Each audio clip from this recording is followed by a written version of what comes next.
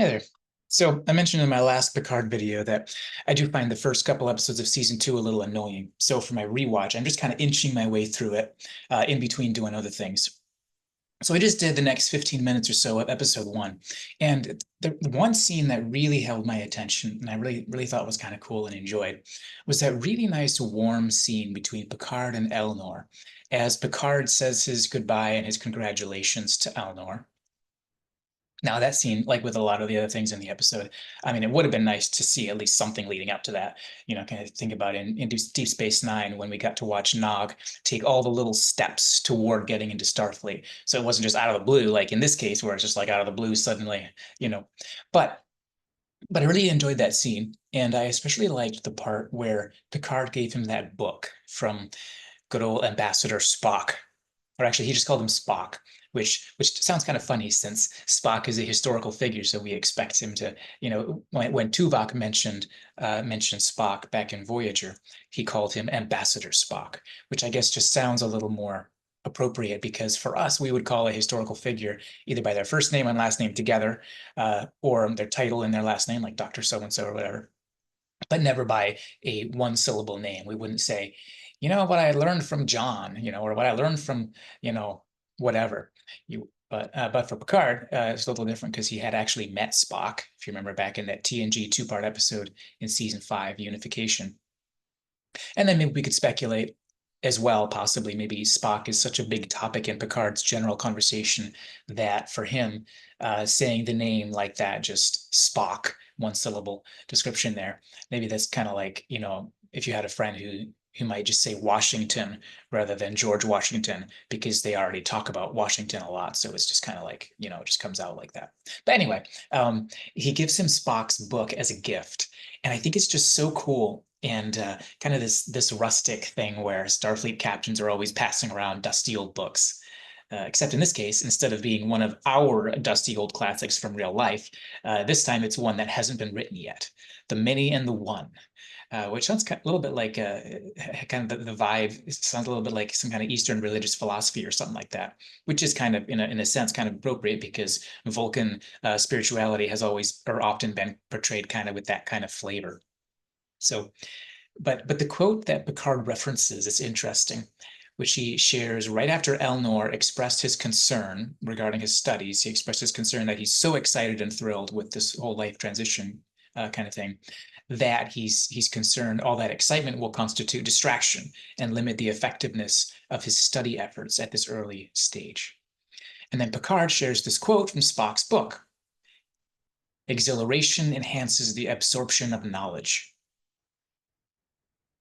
which on my instinctive first hearing of it, I kind of interpreted that to mean that when you're thrilled with something, you're going to remember it better. Exhilaration enhances the absorption of knowledge.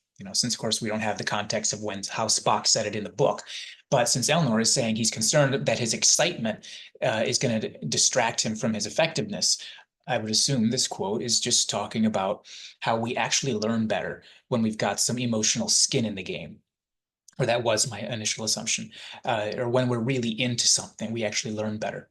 And this is something that particularly comes up in discussions about ADHD and the autism spectrum, in which people have abnormally high levels of special interest in particular topics. And one prime bit of counseling advice is, hey, don't be ashamed of that, but lean into it, because your thrill and exhilaration about exploring some topic that has just grabbed a hold of you for some random reason, that's actually kind of a superpower.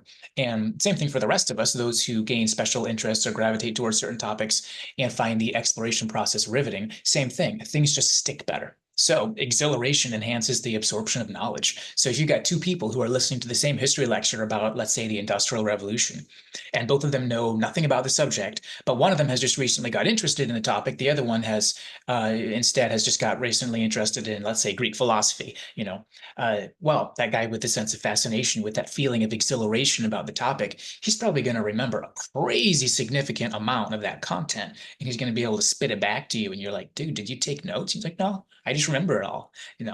But the other guy, he's probably maybe going to struggle to pay attention. And then afterwards, even after all his struggle, he's maybe still going to forget half of it. So, as Spock says, exhilaration really enhances the absorption of knowledge. And if there's something, you're getting into and you're really digging it, and if it's not a complete waste of time, hey, keep digging at it, because you probably find out that you can get further with it faster and more effectively than other people would ever imagine you could.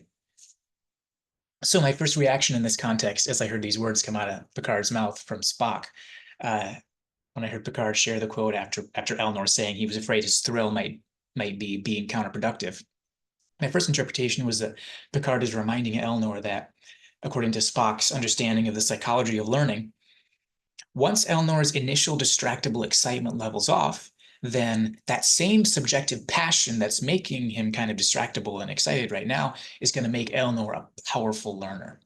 So it's a good thing, not a bad thing. It's not something to worry about.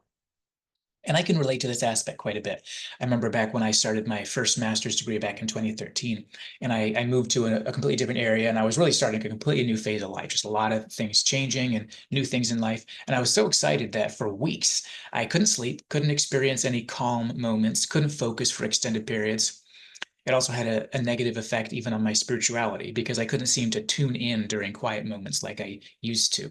And I was actually a tad bit concerned that something was wrong, because I'd never had that kind of experience. But fortunately, it was temporary and really, I think, quite normal. And I think this probably was exactly what Elnor is experiencing here.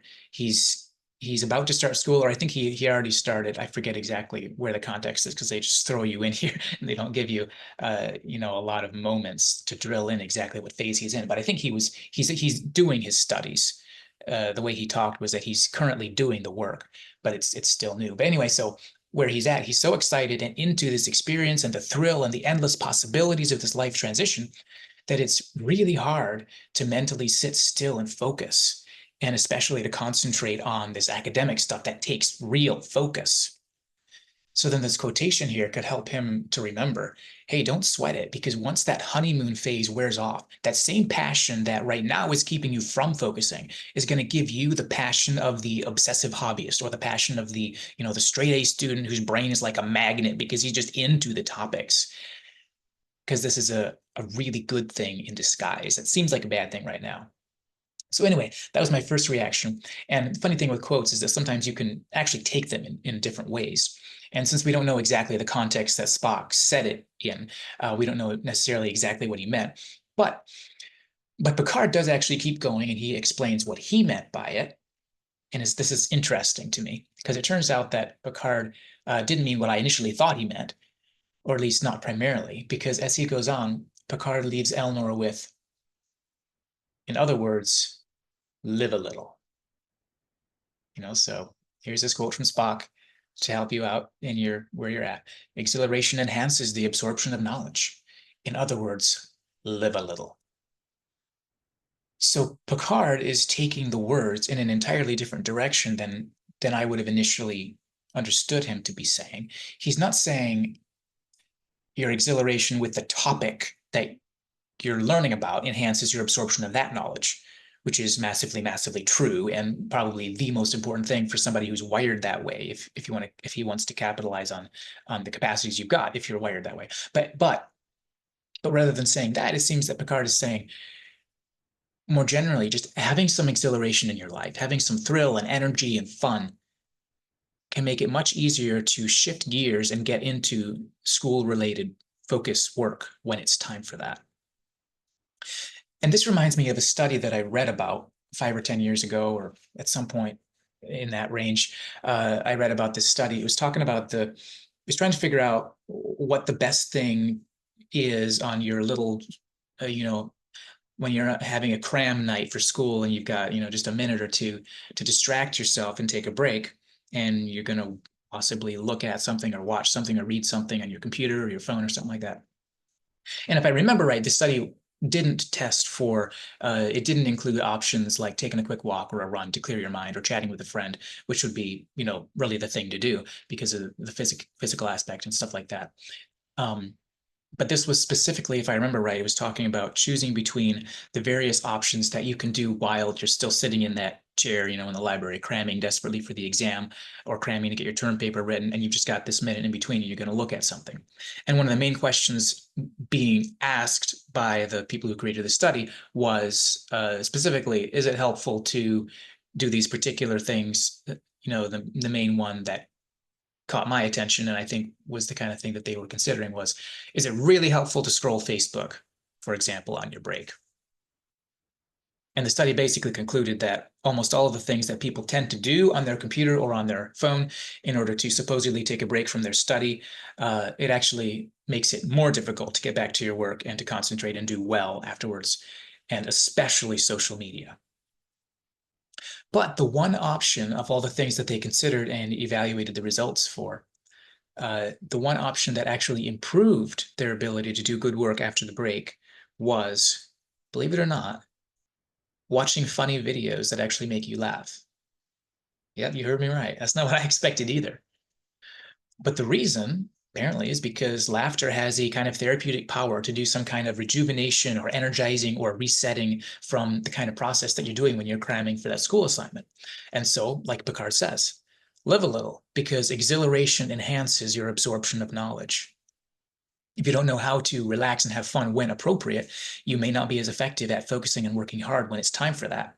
And I think also the physicality aspect is vitally important to keep in mind, which laughter includes that physicality aspect, as well as think about, things like sports or going for a walk with a friend, or especially anything that gets you out of your chair. But now, of course, Picard was giving this advice to Elnor, not to Academy students in general. He's telling Elnor to live a little because he recognizes Elnor is more likely to be trying really hard to never laugh or kick his feet up or toss a ball around with some friends. Whereas there are probably a lot more students at the academy who have the opposite problem and have way too much of that stuff going on. Just like with the funny cat videos, in very small doses, they can help rejuvenate you and wake up your body, stuff like that. But in large doses, they'll leave you with nothing, or more likely, they'll leave you with far worse than nothing. I read an excellent book a while back, or rather, I listened to it through Audible. It was called The Power of Fun: How to Feel Alive Again by Catherine Price, published in 2021,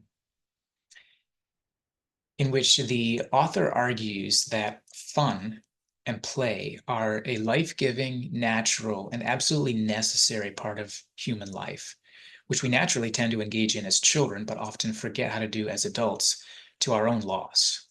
And even more tragically, a lot of the things that we often will say that we're doing, quote unquote, for fun, actually don't even meet these criteria at all. They aren't life-giving and rejuvenating and restorative the way actual, what she calls true fun is. And even worse, for various reasons, usually related to technology and culture and stuff like that, for various reasons, even young kids sometimes actually lose the ability to actually experience true fun and play and that kind of thing in that natural and life-giving way that you normally would. They can actually lose the ability to do that even at a very young age. So the end result is that adults, certainly, and even sometimes kids, are going to have to be intentional about finding true fun, as she calls it. Either that or live a life that is substandard and that is missing something that we as humans actually fundamentally need. So I cannot recommend that book enough. It was so eye-opening. And I think some of the ideas in it are probably kind of similar to the kinds of things that we can kind of read in terms of what Picard is saying to Elnor here. I think they're kind of the same kinds of ideas are the kinds of things that Picard has learned in life, and he's kind of trying to share with Elnor. So anyway, that tiny little scene, it was just so fun to watch because it felt real and it felt so warm and pleasant and relational. I mean, and one more physical paper book in the Star Trek future, you can't complain about that. Which would be the third time, at least the third time we've seen this in Star Trek Picard in particular, since in season one, Picard was reading some kind of old classic book to little Elnor, if you remember. It was like the Three Musketeers or something like that. I forget what exactly it was. We also had Rios reading The Tragic Sense of Life in a quaint little uh, hardcover book when he first met Picard. And in Star Trek in general, classic paper books have kind of been a mainstay ever since the earliest days of the franchise. One of the first ones that pops in my head is the one in Wrath of Khan, when McCoy gives Kirk his reading glasses along with an old paper book. And I'm sure it probably goes back to the original series too. And in Voyager, which I'm more familiar with, Janeway's always going through some physical book. Now back to the concepts in the scene. I wonder as well if within the greater context of the themes in season two Picard, I wonder if this scene here is intended as well to dovetail with the themes regarding romantic love and Picard's past and all that. Definitely, Picard wasn't one of those Academy students like Elnor who needed to live a little, like Elnor. He was, seems like he was much more unfocused back when he was a student, as we saw in the Next Generation episode, The Tapestry, where we go back in Picard's memory. However, presumably shortly after that experience with the Nausicaan and everything, presumably after that, Picard developed into or began developing into the very focused, no nonsense kind of person who excelled academically and ended up becoming one of the most successful, driven, and influential captains in all of Starfleet, to where he ends up being the guy we meet in The Next Generation Season 1. When we met him as a young student in The Tapestry, he was a young and impulsive cadet who spent a lot of his time doing stupid things, as it were, and was also very persistent and obsessive when it came to romantic pursuits. If you remember that one girl they mentioned, that he was always trying to get to like him in such an obsessive way that he ended up becoming a nuisance to her, but it was still no use because she just didn't like him. But presumably, after his fight with the Nausicaan and his brush with death, presumably Picard began to take life more super seriously and took this hard turn toward becoming this driven, focused, kind of undistractable, unmovable kind of person. And like people do sometimes in life, it seems that he overcorrected. So he went from being the impulsive young Dom Jot player, the obsessively infatuated cadet who was always chasing some girl who couldn't care less about him. He went from being the guy who would spend a whole evening just trying to sneakily hack the Dom Jot table for a cheap thrill. Of course, in the episode, it was his friend who did that, but presumably they would have been doing it together, you know. So he went from that kind of person to being the most focused, undistractable, no nonsense career beast in the world, as it were.